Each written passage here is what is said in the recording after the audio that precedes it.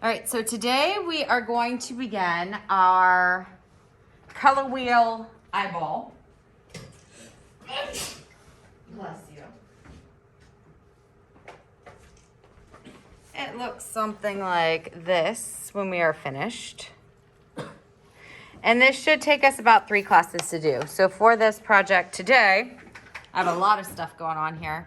You are, after the demonstration, going to go to the clay table and get yourself a stencil, a piece of just plain white paper, and a ruler. You are also going to need scissors and a pencil, and eventually you are going to need the primary color temper paints, which I have pre-poured for you, and a water container in sink 1 is ready to go. So this morning I went ahead and kind of wrote out the steps that you would be taking for this. So I'm going to take a picture of this and put it in Google Classroom for you. But steps are pretty easy. Step 1 is you are going to trace this onto a piece of white paper. I don't think I need to demonstrate tracing or cutting. And you are going to trace the stencil, cut, put your name and class code on it. Voila. And you are going to go ahead and put it smack dab in the middle. You don't have to worry about the edges on this one in particular. Step 2, you are going to fold your paper in half 2 times, creating 4 even spaces. So I'm going to go ahead and flip this over. I'm going to fold it once, twice. So my lines should line up when I'm folding it in half, okay? And I'm gonna go ahead and take my pencil, which has gone under my mat here. And with it already folded, I'm gonna just kind of lightly put in a pencil line. I don't open it up all the way, I leave it half folded. I stick my pencil in and just follow that crease, okay? So step 2 is fold in half twice and create 4 even spaces. Done. Step 3, you are going to mark the center and you're going to create 4 hash marks.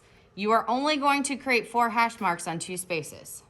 So I want these to be fairly evenly spaced. You don't need to measure these. I'm not that concerned about it.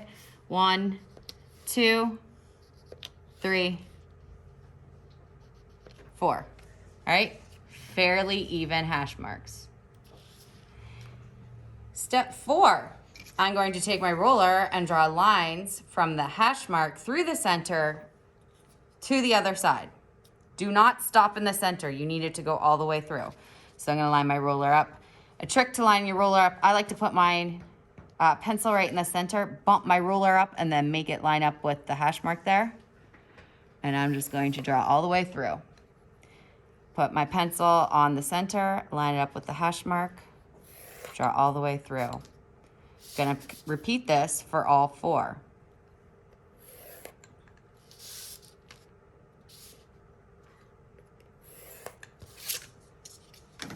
Okay, now I should have 12 fairly even, they might be off just a scotch, spaces on my color wheel, which I'm going to need 12. Then you are going to label the color wheel. Here is a hint. There is always a color wheel in the front of the classroom. If not, you have a very useful tool at your disposal. Google.com, type in color wheel or labeled color wheel, and it's going to give you your color wheel. But in general, the color wheel is laid out like so. You have your primaries. You have your blue, red, and yellow. These are the main colors that everything is built from. By 6th grade, you should know your primary colors. So close to the center, I am going to label my blue, skip 3 spaces, 1, 2, 3, yellow, skip 3, 1, 2, 3, red. And I'm doing this, like I said, in the center, because when we do our eye, we're going to have a black circle in the center, which is going to cover up your labeling, because even if you look here, you can still see it through my paint. Ooh, how'd that happen? Okay, so your primaries, blue, yellow, red, 3 spaces in between. In between your 2 primaries, blue and yellow, you are going to make your secondary color. So blue and yellow mix together and make, anybody shout it out? Green. Green, very good. Red and yellow mix together and make orange. Red and blue mix together and make purple, very good. So we have our primary colors, we have our secondary colors marked, and I'm just marking it with a capital letter. Now we are going to make our intermediate colors, which are always labeled with the primary first. Super easy to do. You're mixing blue and green. You're going to get a blue, green, not green, blue, blue, green. You're mixing yellow and green. You are going to get a yellow, green, which is essentially like a lime green. You're mixing your yellow and orange, yellow, orange, kind of like a golden yellow. Our red and orange, red, orange, our red and purple, red, purple, blue and purple, blue, purple. Okay, so once you have your color wheel labeled, your name is on the back. Very important that your name is on the back. If not, you're starting over tomorrow from scratch. You are done with your pencil. You can return it to the cubbies on the table. You can return your ruler. You can throw away your scraps, and we're going to get ready to paint. Oh, you can also return the stencil. There may not be enough stencils for everybody. I feel like they've been depleted over the years. So you are going to need scratch paper, your primary paint colors, and a water container. Okay, there are 2 different size brushes in the water container.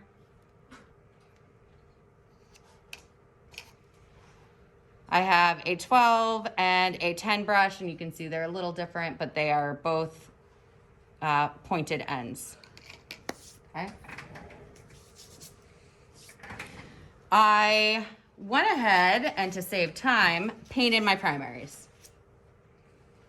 You don't need to sit here and watch me paint. I'm gonna go over how to pull your brush, review it, but more importantly, I wanna show you color mixing.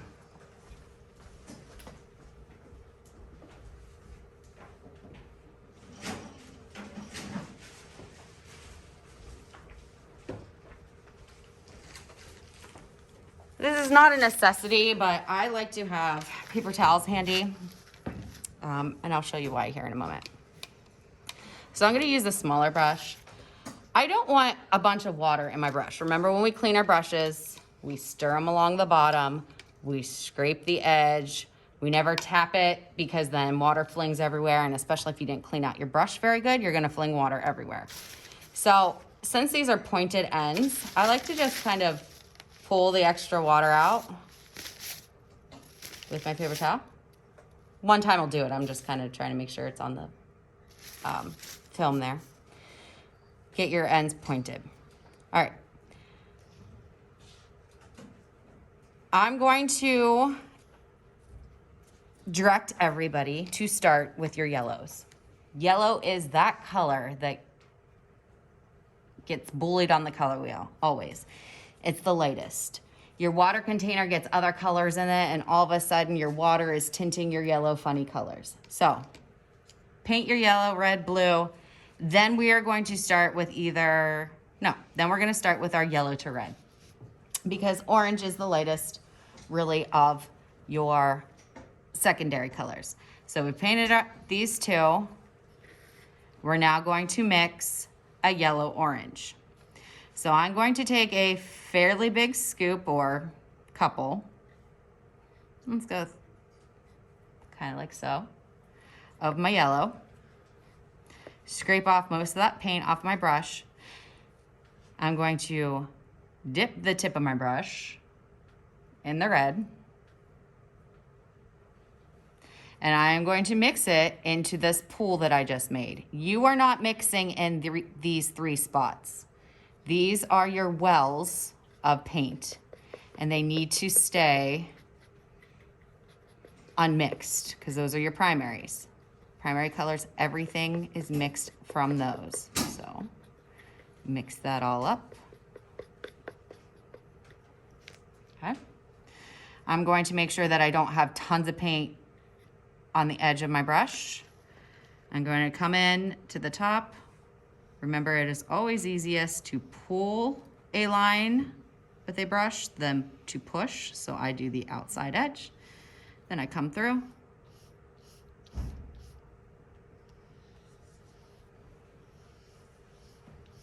And fill it in. All right. You are going to be working with a partner. One person can mix. That is up to you how you work that out. But both you and your partner need to paint this before you get rid of this yellow orange, before you turn this into a real orange. Okay, so you both have to be done with this because you're going to be adding paint to this spot to turn it into an orange. So I already have my yellow orange. I'm gonna dip the tip of my brush in the red again.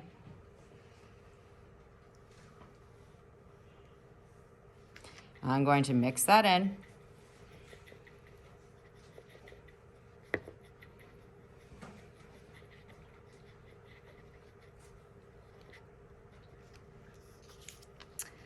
Come to the top of my area there, pull straight down.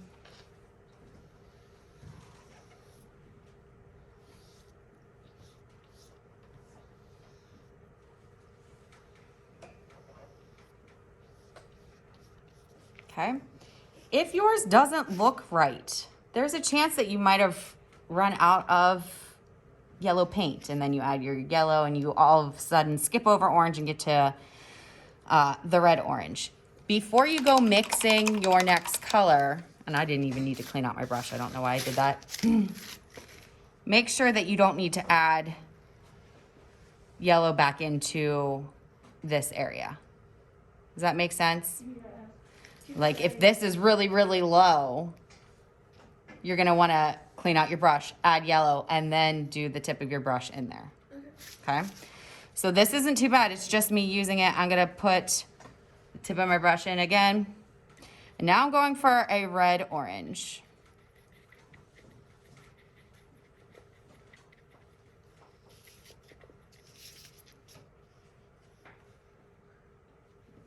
I'm looking at that. I think I need a little bit more red, just the tip of my brush again. Stir that around.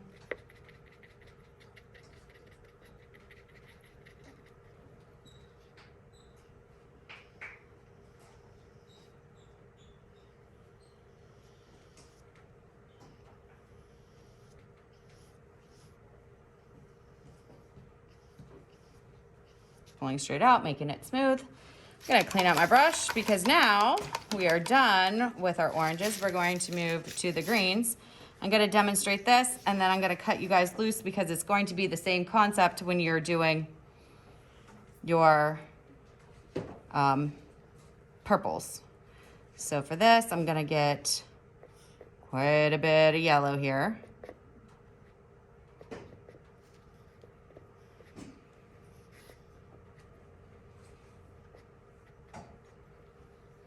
Okay, I'm gonna dip the tip of my brush in the blue. Stir it in.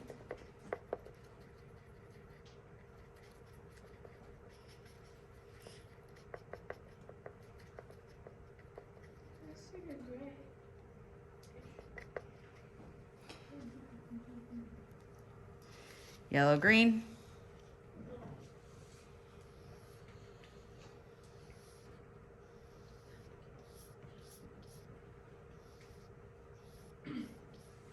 Okay, dip my brush in the blue again. Stir it in.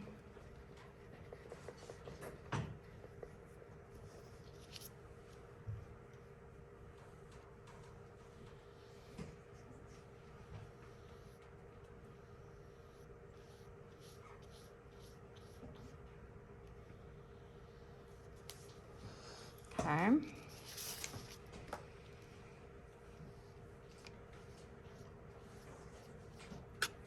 So the tip of my brush in again, stir that up.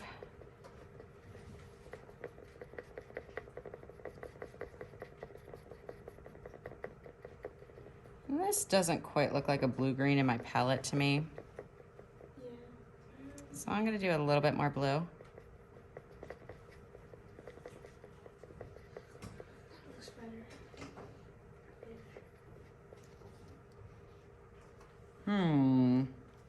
Nope, that is still very green.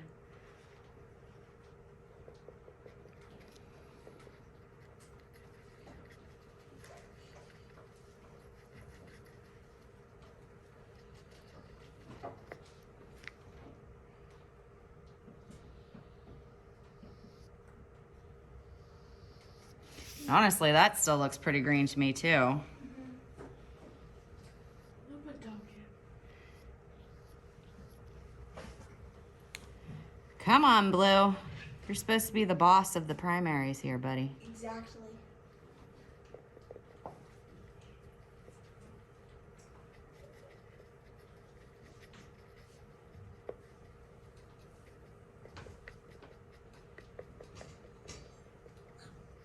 Now, before I move on to painting that, I'm gonna want to let that dry just a little bit. For time, I'm not going to.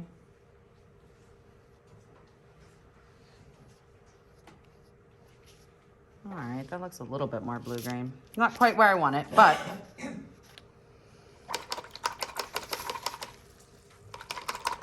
When you are moving on to your purples, you're going to do a puddle of the red because that is the lighter color. So you always start with your lighter color and add the darker to it.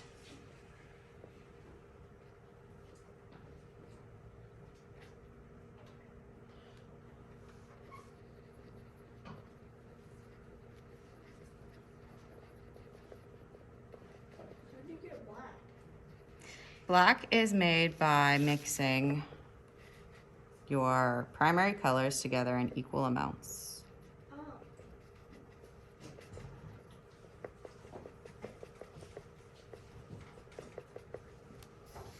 Right, purple. Should look kind of like a burgundy.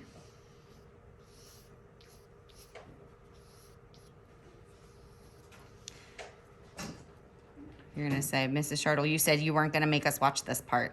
Well, I'm almost done, so.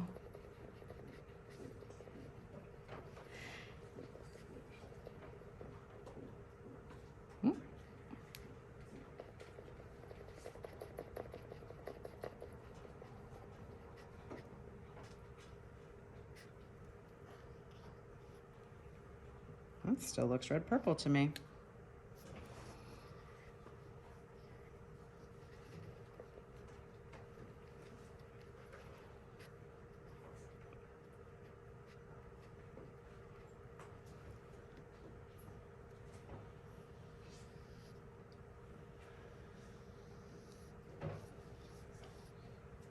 All right, purple. And since we do not need any of these colors anymore, I'm gonna just go ahead and take some of my purple and mix it into my blue palette.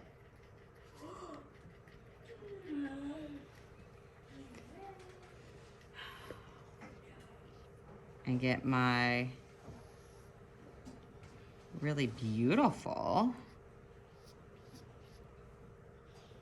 blue purple right here. Okay. When you are done, brushes are going to go in the cups. Cups are going to go into the sink.